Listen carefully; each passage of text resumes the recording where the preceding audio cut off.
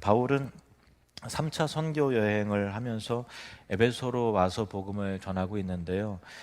에베소는 로마 제국에서 이제 4대 그 도시에 해당이 되는 큰 도시였고, 그 위치가 지금 소아시아, 튀르키예, 지금 튀르키예죠. 소아시아 중에서 가장 큰 대도시였어요. 지정학적으로 항구 도시였는데 교통과 또 무역과 또 여러 가지 그 상업의 중심지였거든요. 그래서 많은 돈들과 사람들이 막 이게 들어오고 나가고 하는 일들이 있기 때문에 물질에 굉장히 이제 번성함이 있었고, 또 그만큼 또 타락과 사치와 향락의 방탕이 난무한 그런 도시였습니다. 에베소는 주후 263년 코트족에 의해서 완전히 파괴가 됐는데, 그래서 지금 유적지만 있는 상황이고요. 그런데 이제 유적 중에서 고대의 7대 불가사의라고 하는 그 아데미 신전이 있어요. 그러니까 뭐 일반 역사 속에는 아르테미스 신전인데 성경에는 아데미라고 나오죠. 근데 그 얼마나 큰지, 야 도대체 사람들이 이걸 어떻게 지었냐, 도저히 뭐 이해가 안 될 정도로의 그 엄청난 규모의 건물이었다고 합니다. 이 아데미 신전에는 수천 명의 여사제들이 있었는데 그들은 합법적으로 매음하는 창녀들이었어요. 그래서 날이면 날마다 도처에서 사람들이 몰려와서 아데미 신전을 참배하는데, 이 신전의 사제들은 그들에게서 각종 명목의 금품을 뜯어내고 또 온 도시가 무당과 향락과 마술하는 사람들의 천국이기도 했기 때문에 에베소는 온갖 미신과 부적과 요술이 난무하는 영적으로 굉장히 혼잡하고 어두운 그런 도시가 에베소였습니다. 오늘 본문에도 보면은 마술하는 어떤 유대인이 등장을 하는데, 당시 고대 사회 속에서의 마술과 오늘날에 우리가 방송을 통해서 접하는 마술하고는 조금 그 내용과 의미가 좀 다르죠. 현대의 마술은 일종의 매직쇼를 해서 이제 트릭이죠. 그래서 사람들에게 야 저거 어떻게 했지? 저거 뭐 있는 거 아니야? 뭐 저게 가능한가? 내가 지금 뭘 본 거지? 라고 하는 이 호기심을 이끌어서 어떤 그 신기함과 재미를 선사하는 일종의 엔터테인먼트 공연과 같은 그런 성격이죠. 그래서 성경에서 나오는 그 마술과 그 오늘날의 그 매직 쇼를 하는 사람과 어떤 동일선상에서 좀 바라볼 필요는 없는 것 같아요. 하지만 당시의 고대 마술은 단순히 오락적인 요소가 아니라 영적인 거예요. 그러니까 점을 치고 귀신을 접하고 또 죽은 영혼을 불러내고 또 미래의 일들을 보여주고 하는 그런 그 일들을 하는 사람이 마술사였습니다.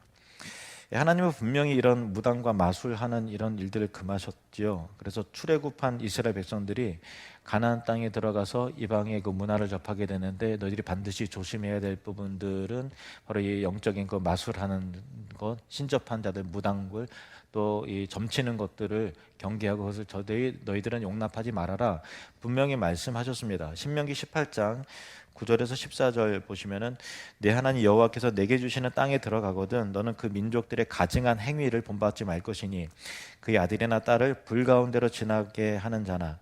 이게 무슨 말인가 하면요, 당시에 몰렉이라는 신을 섬기는 이방 신이 섬기는데 가나안 백성들이 몰렉에게 신을 제사하고 테디안에 정성을 기울여야 되는데 자기 있는 것 중에서 가장 귀한 것을 바쳐야 됐거든요. 자기에게 가장 귀한 것은 아들이나 딸이죠. 그걸 불로 태워 죽이는 거예요. 그러면 이 몰렉이라는 신이 너는 최대한의 정성을 나에게 기울였구나, 네 소원이 뭐냐 하는 어떤 그런 식의 어떤 그 거래를 하는데, 그런 이방의 그 풍습을 쫓아가지 말아라 하는 그런 거죠. 그래서 그의 아들이나 딸을 불 가운데로 지나게 하는 자나, 점쟁이나 길흉을 말하는 자나, 요술하는 자나, 무당이나 진언자나, 이 진언자라는 것은 주문을 외우는 사람을 말하는 것입니다. 신접한 자는 귀신을 불러내는 사람이고요. 또 박수는 국어 사전적인 의미에서 남자 무당을 박수라고 하는데, 여기에 나오는 게 박수라고 하는 것은 반드시 남자만을 의미하는 것이 아니라 그냥 뭐 무당과 비슷하다고 이게 보시면 됩니다. 초혼자는 죽은 사람의 영혼을 불러내서 이게 대화를 하는 사람을 초혼자라고 합니다. 이들을 너희 가운데 용납하지 말라. 이런 일을 행하는 모든 자를 여호와께서 가증히 여기시나니 이런 가증한 일로 말미암아 네 하나님 여호와께서 그들을 네 앞에서 쫓아내시느니라. 너는 내 하나님 여호와 앞에서 완전하라. 내가 쫓아낼 이 민족들은 기흉을 말하는 자나 점쟁이의 말을 듣거니와 내게는 내 하나님 여호와께서 이런 일을 용납하지 아니하시느니라. 단호하게 말씀하세요. 하나님이 왜 이런 일들을 가증히 여기시고 또 금하시는가 하면 우리에게 일어난 고통과 고난과 또 미래에 대한 불안과 염려, 근심, 걱정, 또 사건과 사고, 또 질병 뭐 이런 것들은 결국은 영원하신 생명 대신 하나님으로부터 우리가 멀어지고 떨어져 나갔기 때문에 생겨나게 된 일들이잖아요.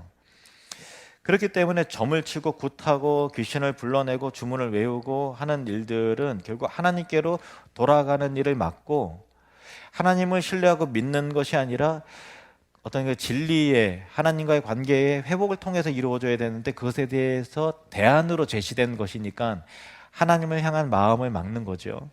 그래서 사람들을 두려움과 공포를 조장을 해서 올감해서 영적으로 묶이게 하는 그런 것들입니다. 너가 이런 정성을 기울이지 않으면 네 아들이 내년에 뭔가 잘못된 일이 있으니까 이런 부분에 있어서 너가 이렇게 얼마를 또 이렇게 내고 어떻게 해야 된다. 그래야 너 장래일이 풀리게 되고 내 자녀들도 잘 될 거야 라는 얘기를 드리면 무섭죠. 그러니까 뭔가 정성을 기울이게 되고 하지 않습니까? 영적으로 묶이는 그런 거예요. 저도 예전에는 잘 몰랐는데 차를 새로 사는 사람들이 그 차에다가 고사를 지내더라고요. 막걸리를 타이에 붓고 또 엎드려서 절을 하고 하는 것들이 그 굉장히 비일비재한 일이라는 걸 최근에 알았어요. 고사 지내지 않으면 혹시나 사고 당하면 어떻게 하는 그 불안한 마음으로 그렇게 하는 거죠. 제가 유튜브를 보니까 어떤 사람이 차를 새로 샀는데 주차를 하다가 뜻밖의 이제 차를 긁힌 거예요. 그러면서 그가 하는 말이 야, 고사를 안 지내니까 꼭 이런 일을 당하네. 지금이라도 내가 고사 지내야 되겠다. 이렇게 말을 하더라고요.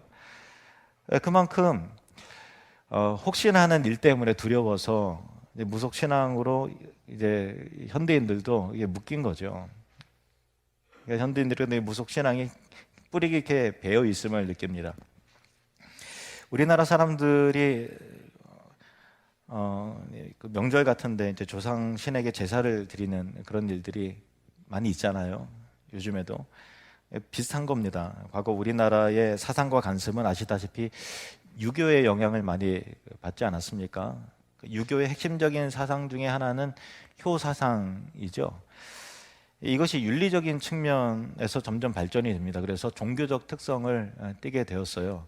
공자와 그의 동시대 사람들은 조상들의 영혼이 사후에서 계속 이제 존재하게 되고 이 땅에 살고 있는 이 후손들에게 그 조상이 지속적인 영향을 행사한다고 그렇게 믿었어요. 그런 이유 때문에 그들은 이제 조상들을 이제 숭배했고 만일 자기들이 이제 불행으로 고통을 겪게 되면 이것은 그들이 조상들을 잘 숭배하지 않았거나 그 숭배의 경홀이 되었기 때문에 지금 이런 일이 생긴 것이다라는 이 신학적 믿음이 있었다라는 거예요. 그래서 유교의 사상 속에서는 일반적으로 죽은 자연사한 조상들을 이제 선한 신령, 선한 정령이라고 했는데 이들이 가족들의 예와 존경을 받으면서 전통에 따라 숭배를 받게 되어야 되는데 이 숭배를 받게 될 때 자신들의 후손들을 재난과 여러 가지 그 애군과 또 사고 속에서부터 보호하고 수호하는 존재로서의 힘이 있다라고 이게 믿는 거죠. 그래서 조선의 대표적인 유교 학자인 율곡이 잘 아시죠? 그가 이제 언급한 기록에 의하면 사람이 죽을 때 자신의 영혼이 불멸하는 것은 순전히 그가 혼신을 다해서 살아있을 때 혼신을 다해서 조상에게 제사를 행했느냐 하는 여부에 따라서 내세가 결정이 되는 것이다 라고 이렇게 이의가 그렇게 말을 했어요. 그러니까 우리나라의 제사는 단순히 효의 관점에서 진행되는 것이 아니라 그것을 넘어서서 각 집안을 이제 사당화해서 각 집안에서 제사를 드리니까 사당화해서 종교적이고 조상에게 잘 해야만 내가 내세가 보장이 되고 이 땅에서 잘 된다라고 하는 어떤 이 구원론적이고 기복적인 신학적 내용이 종교적 내용이 있음으로 진행이 되는 것이죠. 그래서 제사하는 의식을 가만히 살펴보면은 그냥 조상을 기억하고 감사하고 또 덕을 기리고 하는 그런 정도가 아니라 조상의 혼령을 불러드리죠. 그리고 절을 하고 술잔을 바치고 또 향을 피우고 또 제사의 음식을 즐기도록 해서 그 조상에 바치는 그 음식을 가족과 함께 나누면서 신앙적인 연대를 이루는 그런 의식으로 진행이 되는 것을 우리는 보게 되는 것입니다. 근데 하나님은 분명히 말씀하셨어요. 고린도전서 10장 20절 말씀, 우리 같이 읽겠습니다. 시작.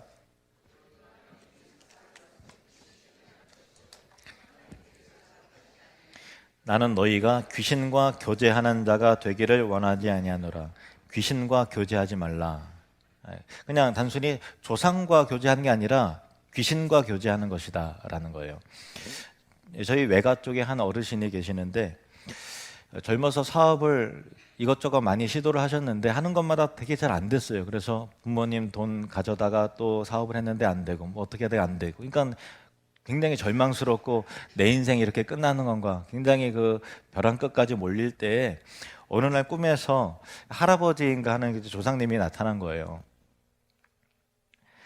제가 이제 전도를 하니까 내가 예수님을 믿지 못하게 될 이유가 분명히 있다 하면서 이제 하시는 말씀에 대한 그 내용인데요. 꿈에서 조상님이 이제 나타나셔서 하시는 말씀이, 내가 너에게 돈을 많이 벌도록 해주겠다. 그런데 다른 걸로는 몰라도 절대로 조상신을 버려서는 안 된다.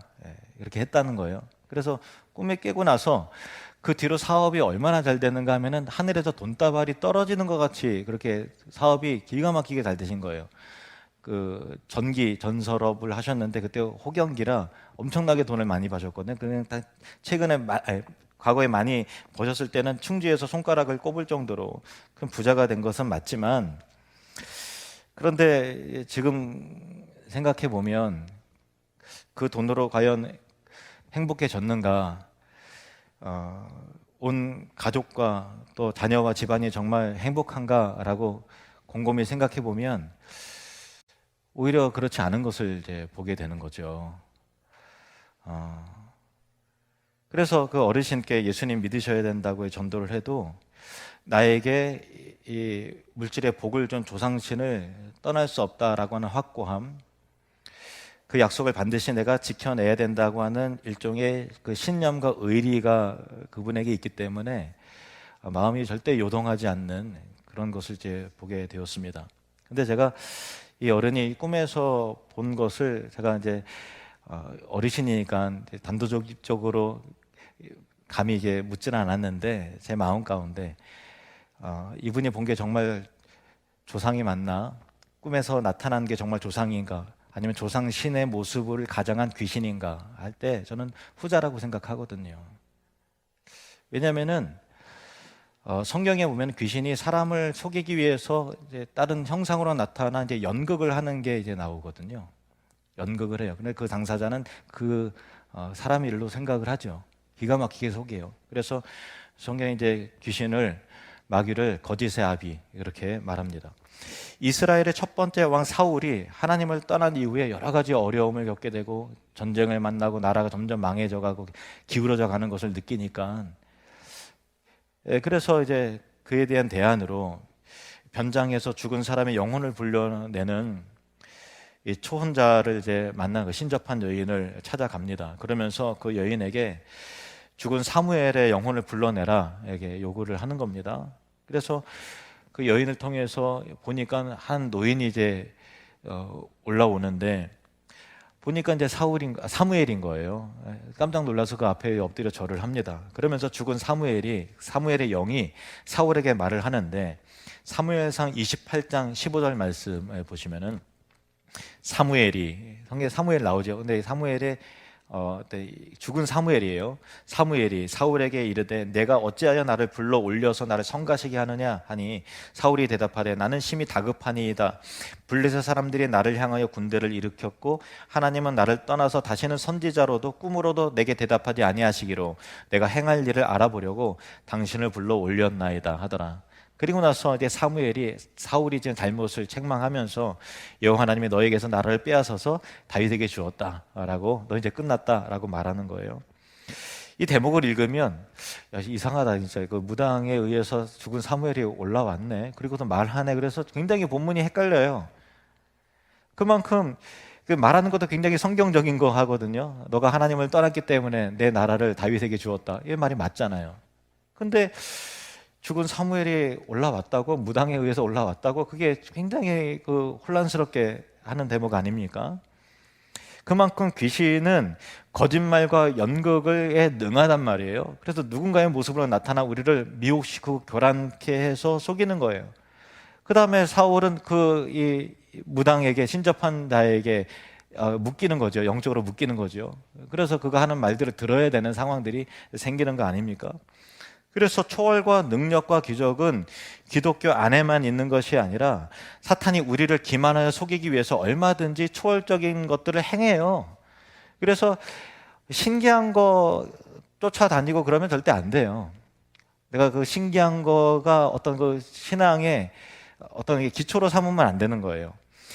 데살로니가 후서 2장 9절에서 12절 말씀을 보시면 악한 자의 나타남은 사탄의 활동을 따라 모든 능력과 표적과 거짓 기적과 그죠? 능력이 나타나요. 표적이 나타나요. 기적도 나타나요. 근데 거짓이라는 거예요.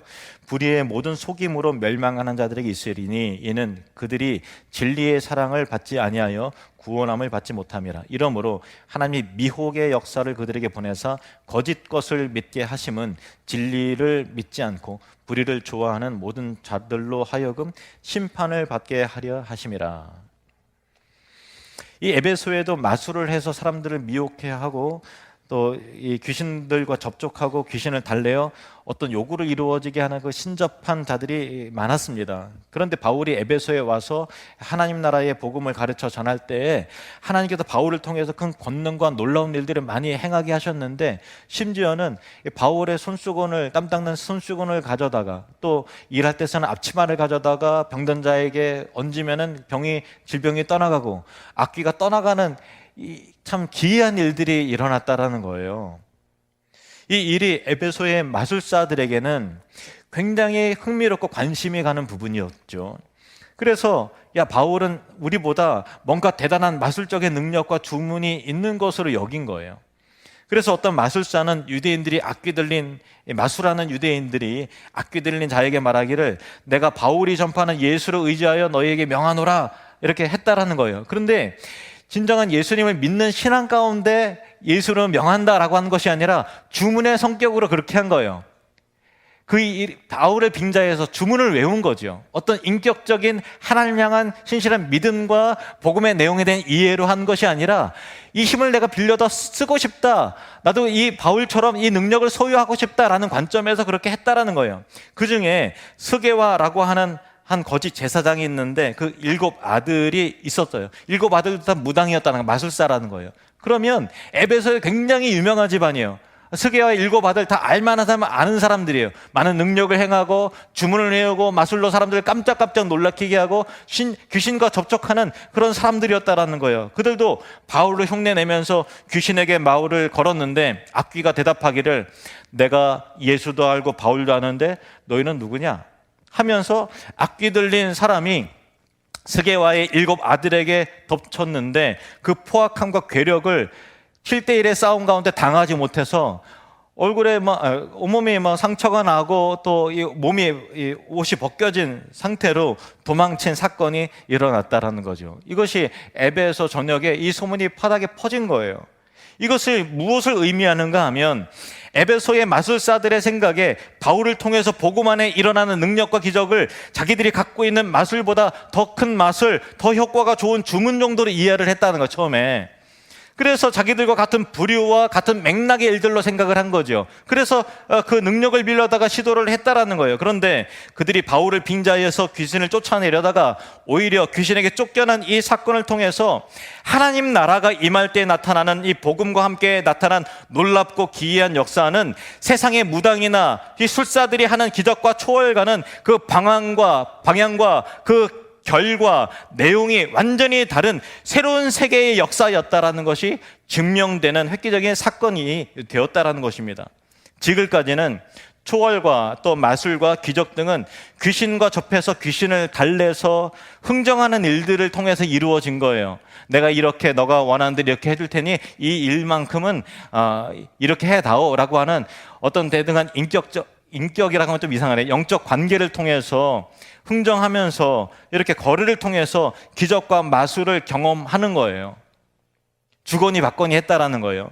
하지만 바울을 통해서 나타난 병고침의 기적과 이 축기, 이 악귀가 떠나가는 사건은 이 세상 나라 안에 하나님 나라가 들어서면서 나타나는 거룩한 충돌과 영적 전쟁과 탈환을 통해서 귀신들이 비명을 지르면서 떠나가는 이런 영적인 일들이었다라는 것이죠. 전혀 결이 다르지 않습니까? 이 사건이 에베소 사람들에게 얼마나 어떤 놀라운 결과를, 변화를 가져왔는가, 성경은 이렇게 기록하고 있습니다. 17절부터 20절 말씀 우리 같이 읽겠습니다. 시작. 에베소에 사는 유대인과 헬라인들이 다 이 일을 알고 두려워하며 주 예수의 이름을 높이고 믿은 사람들이 많이 와서 자복하여 행한 일을 알리며 또 마술을 행하던 많은 사람이 그 책을 모아 가지고 와서 모든 사람 앞에서 불사르니 그 책값을 계산한 즉 은 5만이나 되더라. 이와 같이 주의 말씀이 힘이 있어 흥왕하여 세력을 얻으니라. 아멘. 이 에베소에 임한 영적 부흥의 역사인데, 이를 통해서 부흥과 회복의, 성경적인 부흥과 회복의 네 가지 특징을 결론적으로 여러분에게 좀 말씀을 드리길 원합니다. 첫 번째는 부흥이 임한다라는 것은요, 부흥으로 인해서 하나님을 경외하고 주를 높이는 예배가 나타나요.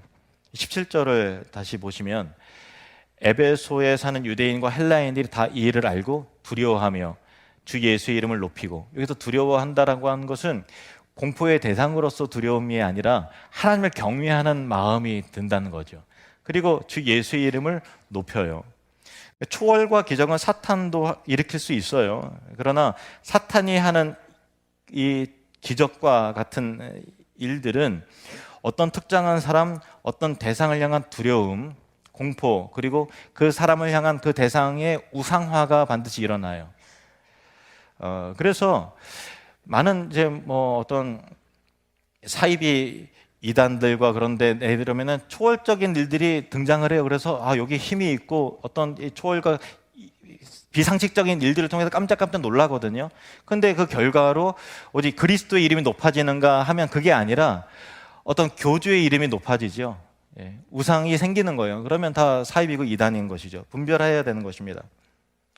성령의 역사를 통해서 일어나는 부흥의 역사는 하나님을 경외하게 되고 주 예수 그리스도를 높이면서 예배하는 일로 이어지게 되는 것입니다. 저와 여러분 안에 오직 하나님을 두려워하고 예수 그리스도 이름을 존귀하게 높이는 그 예배 회복의 일들이 일어나시길 축복합니다. 두 번째 부흥의 특징은 회개예요. 회개. 18절 말씀, 믿은 사람들이 많이 와서 자복하여 행한 일을 알리며, 자복하고 회개했다라는 거예요. 이것이 영적 부흥의 특징이죠. 자신 안에 감추어진 우상들을 보는 거예요. 하나님의 자리를 대신했던 우상들이 성령과 말씀에 의해서 드러나게 되고 자신의 죄악과 추악한 모습과 잘못된 것들, 교만과 그런 것들을, 부정한 모습들을 보면서 통곡하며 회개하는 일들이 나타나는 것, 이것이 바로 부흥의 특징입니다. 세 번째는요, 분명한 삶의 변화가 나타난다는 거예요. 19절 말씀, 또 마술을 행하던 많은 사람이 그 책을 모아가지고 와서 모든 사람 앞에서 불사르니 그 책값을 계산한 즉 은 5만이나 되더라. 여기서 이 로마 화폐에서 은 5만이라고 하는 것은, 은 1이라는 건 1데나리온을 말하는데 그것은 노동자의 하루 품삯을 말하는 것입니다. 그러면 오늘날 하루 일하면 얼마나 벌어요? 그냥 대략 10만 원으로 계산을 하면은 5만 명이 동시에 일을 해야 받는 거예요. 아니면 한 사람이 5만 일 동안에 쉬지 않고 벌어야 돼요. 얼마냐 하면은 50억 정도 됩니다. 근데 요즘 인건비 많이 올랐잖아요. 그래서 어떤 분들은 하루 일하면 20만 원 벌잖아요. 그러면 100억 가까이 되는 거예요. 얼마나 큰 돈이에요. 이 엄청난 금액의 책들이 모아져서 불살라졌다는 것이 성경에 기록된 이유는 무엇을 말하는 것일까요? 그동안에 마술이 에베소에 있는 모든 사람들이 열광하고 집착하고 그의 영혼과 삶이 이 마술과 이 무당과 신접하는 일과 점괘 보는 일과 주술과 그런 것에 온 관심이 거기다 쏟아진 거예요. 그러니까 그에 관련된 책들이 그렇게 성행했던 거예요. 마술사들이 그렇게 많았던 것이고, 애두둥기 소장했던 그 책들과 전문 서적들이 그렇게 많았다라는 거예요. 그만큼 영적으로 극심하게 어두웠던 상황이었는데, 그 사람들이 이제는 복음을 알게 되고 하나님의 영광을 깨닫자 그동안 집착하고 중요하게 생각했던 모든 것들이 무가치한 일들이라는 걸 깨달아지는 거예요. 그전에는 무슨 두려운 일이 생길까봐 안절부절 못하는 거예요. 그래서 주술사를 찾아가야 되는 거예요. 내가 어떻게 되겠습니까? 내 자녀가 어떻게 되겠습니까? 이 병이 나을 병입니까? 죽을 병입니까? 알아야만 되는 거예요. 근데 살아계신 주님을 만나니까 복음에 의해서 자유함을 얻는 거예요. 미래가 두렵지 않아요. 내 생사화복을 나를 살아가시는 주님에 의해서 인도함을 받는 인생이라 깨달아지니까 두려움이 없어요. 마음에 평강이 임하는 거예요. 그러니까 나를 올감했던, 나를 흑암에 사로잡았던 두려움과 걱정과 근심, 이제는 미래를 알 필요가 없어요. 주님 신뢰하고 나가면 되는 거예요. 마술이 필요가 없는 거예요. 무당이 필요가 없어요. 삶의 놀라운 변화와 혁명이 나타나는 것입니다. 마술사들도 이동안 이걸로 밥 벌어먹고 살아왔던 게 부끄러운 거예요. 회개하면서 주님 앞에 나오는 거죠. 이제는 주님의 영광만을 위해서 살겠습니다 결단했던 거예요. 그러니까 그동안에 이거 구입하려고 그렇게 돈을 많이 쏟으면서 그것을 심취하며 살아왔던 자기의 삶이 무가치하고 정말 배설물과 같이 여겨진 거예요. 그래서 책을 다 가지고 왔는데 50억, 100억, 그 도시에서 그렇게 많은 이 마술과 주술과 관련된 무당의 서적들이 그렇게 많았다는 거예요. 다 불살랐다는 거예요. 무엇을 의미했느냐? 복음이 임하면 반드시 삶이 변한다는 거예요. 하나님의 말씀이 임하니까 내가 이렇게는 살겠다. 이것을 버리고 내가 집요하게 집착했던 것이 무가치했던 것이구나. 분명한 삶의 변화가 나타났다는 것입니다. 오늘날도 현대인들의 마음을 빼앗는 것들이 많이 있지 않습니까? 음란, 포르노 같은 성적 쾌락, 간음, 또 죄는 아닌 것 같은데 과도하게 뭔가를 집착해서 삶을 낭비하게 만들고 소비하게 만드는 기타 등 여러 가지 허영과 가짜 행복의 경쟁을 자극하는 SNS도 그렇고 하는 게 잘못은 아니죠. 그런데 과도하게 그것에 집착을 하는 거는 내 영혼을 거기에 빼앗기는 것 아닙니까? 그리고 주식이나 코인 그 자체가 죄는 아니겠지만 그러나 그 온 정신과 마음이 온통 그것을 향해 빼앗기면 그것도 마찬가지죠. 일상과 예배의 삶에 영향이 있을 정도로 하는 그 지나친 취미 생활도 그와 유사하다 할 수 있겠습니다. 에베소의 이 마술하는 사람들이 자신의 책을 가지고 와서 사람들 앞에서 공개적으로 불살라 없앴다는 것은 삶의 혁명이 일어났는데 그 혁명과 삶의 분명한 방향 전환이 에베소 전역을 뒤덮었다라는 거예요. 영적 부흥의 불길이 활활 에베소에 타올랐다는 것입니다. 이 세상의 헛된 것에 더 이상 내가 끌려가지 않겠다고 결단하고 선언했다는 것입니다. 이러한 분명한 삶의 변화와 혁명이 저와 여러분 안에 일어나기를 주님의 이름으로 축원합니다. 마지막 네 번째는 하나님의 말씀의 흥왕입니다. 20절 같이 읽겠습니다. 시작. 이와 같이 주의 말씀이 힘이 있어 흥왕하여 세력을 얻으니라. 이게 참 중요한 부분이에요. 바울이 3년간 에베소에서 하나님의 말씀을 증거하고 전할 때 하나님 나라의 강력한 임재가 여러 가지 신기하고 놀라운 일들로 막 나타나게 됐잖아요. 사람들이 깜짝 놀라서 정말 하나님 살아계시는구나, 귀신이 막 떠나가고 병든 자가 치유함을 받고 하는 일들이 비일비재하게 나타날 정도로 강력한 성령의 역사가 온 에베소를 뒤에 흔드는 거예요. 그런데 이것이 성령의 역사의 결과는 뭐냐면 그 결과 사람들이 더 자극적인 기적을 요구하는 게 아니라 하나님의 말씀에 더 집중하게 되더라는 거예요. 이게 건강한 신앙입니다.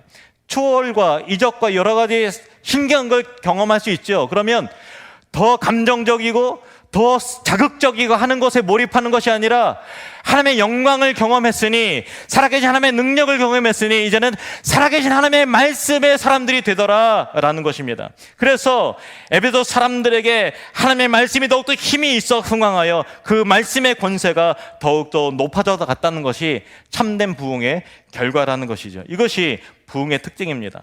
신앙의 본질은 하나님의 말씀에 집중하는 것이요, 그 말씀의 영향력이 확대되는 것입니다. 이것은 사도행전에서 부흥이 일어날 때 늘 있어 왔던 중요한 특징입니다. 그리고 이 시대 속에서 성령의 임재 속에 나타나는 그 부흥의 역사를 경험하게 될 때, 그것이 공동체적이든 개인에게 임하는 부흥이든 분명한 것은 말씀에 사로잡히는 일이 생기는 것입니다. 사도행전 6장 7절 말씀, 하나님의 말씀이 점점 왕성하여 예루살렘에 있는 제자의 수가 더 심히 많아지고 허다한 제사장의 무리도 이 도에 복종하니라. 점점 왕성해졌다. 원어로 보면 흥왕했다라는 것과 이 헬라어가 같은 단어예요. 왕성해졌다. 무엇이? 하나님의 말씀이. 사도행전 12장 24절에도 동일합니다. 하나님의 말씀은 흥왕하여 더하더라. 이 복음이 선포되며 하나님 나라가 강력하게 진동하며 임할 때 일반적이지 않은 비상한 성령의 역사들, 표적과 기사가 따르는 일들이 일어날 때가 있지만 이로 인해서 하나님의 말씀은 더욱더 힘을 얻는 것이죠. 말씀을 떠난 성령의 역사는 없습니다. 성령의 역사는 항상 말씀의 회복과 부흥으로 이어지는 것입니다. 여러분 안에 또 하늘누린 공동체 안에 하나님의 말씀이 더욱더 왕성해지고 능력이 하나님의 말씀에 흥황하여 세력을 얻는 거룩한 말씀의 일들이 나타나시기를 주님의 이름으로 축복합니다.